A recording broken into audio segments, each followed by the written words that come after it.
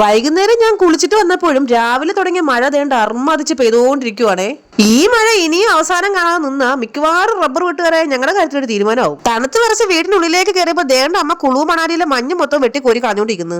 എന്താണെന്നറിയില്ല, ഈ മഴയത്ത് തണുപ്പ് കൂടുമ്പോ എന്തെങ്കിലും ചൂടായിട്ട് അങ്ങോട്ട് കഴിക്കാൻ തോന്നും. പിന്നെ ഒന്നും നോക്കിയില്ല, ദേണ്ട അപ്പുറത്ത് തൂങ്ങിക്കിടന്ന കവർ എടുത്ത് ദേണ്ട മുറത്തിലോട്ടൊന്ന് തട്ടി നോക്കിയേ. ഇത് ഇന്നലെ കണ്ണൻ ഇവിടെ വന്നപ്പോ മേടിച്ചോണ്ട് വന്ന പാസ്തകളാണേ. ദാണ്ട്ര അതിനകത്ത് മറ്റവന്റെ അളിയൻ സ്പൈസി പെപ്പർ മാഗി എന്ന്. അന്നൊരു മാഗി തിന്നതിന്റെ ക്ഷീണം എനിക്ക് ഇന്ന് വരെ തീർന്നിട്ടില്ല. ഇതിനെ എന്നെ കൊല്ലാനാണോ വളർത്താനാണോ എന്തോ മേടിച്ചോണ്ട് വന്നത്.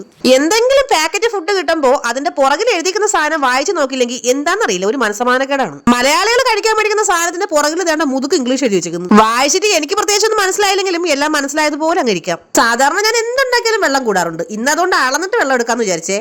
മോന്റെ വാട്ടർ ബോട്ടിലിന്റെ ബാക്കിൽ അളവുകോലുള്ളതുകൊണ്ട് ഞാൻ രക്ഷപ്പെട്ടു. ഇനി ഒന്നും നോക്കണ്ട, 3 പാക്കറ്റ് പാസ്ത കയ്യിലെടുത്ത് അങ്ങോട്ട് അമ്മാനെ മാടാം. ഇംഗ്ലീഷ് അണ്ണന്മാരുടെ സാധനം ഉണ്ടാക്കുമ്പോ എന്തായാലും വിറകടുപ്പ് പറ്റൂല, ഗ്യാസ് തന്നെ വെക്കാം.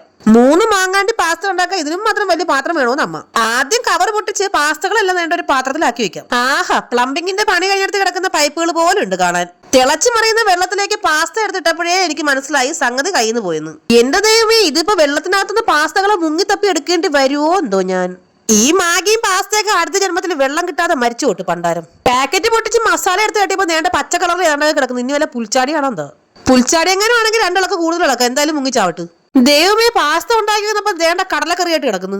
എന്തായാലും ഉണ്ടായിരുന്ന വെള്ളമെല്ലാം ഞാൻ കുത്തിയിരുന്ന് 1 മണിക്കൂർ കൊണ്ട് വറ്റിച്ചെടുത്തിട്ടുണ്ട്. സാധനം ആ പ്ലേറ്റിലേക്ക് വീഴുന്ന കാണാൻ ഒരു ചന്തമൊക്കെ ഉണ്ട്. പാസ്ത ഒന്ന് ടേസ്റ്റ് ചെയ്ത് നോക്കിയപ്പോ നല്ല ടേസ്റ്റ് ഉണ്ട്. പക്ഷെ എനിക്ക് തോന്നിയത് അത്രയും മസാല അങ്ങോട്ട് ചേർക്കണ്ടായിരുന്നു എന്നാണ്. ദേണ്ട എന്റെ കൈ ഡെപ്പർ പോലെ വലിയെന്ന് പറയുന്ന പോലെ ഇവിടെ ഒരാളുടെ കാല് ദേണ്ട തവളക്ക് ഡൂപ്പിട്ട മാതിരി ഇരിക്കുന്നു.